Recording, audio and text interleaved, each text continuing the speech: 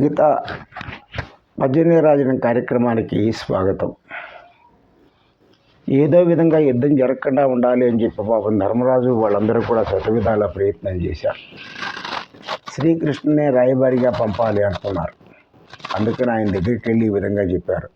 ఆపదగడవం బెట్టగా OP శుభంబైనదాని నెడగుర్పను మాకీ పుట్టువునకు పాండుభూ పాఠాపాలుడు నిన్ను చేపి చనియే మహాత్మా.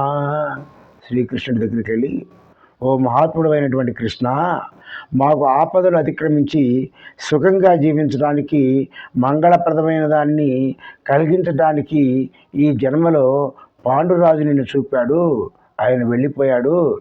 కాబట్టి నువ్వే మమ్మల్ని ఆదుకోవాలి, మా గురించి ఆలోచించాలి అని చెప్పి శ్రీకృష్ణ పరమాత్మని ధర్మరాజు కోరుకున్నాడు.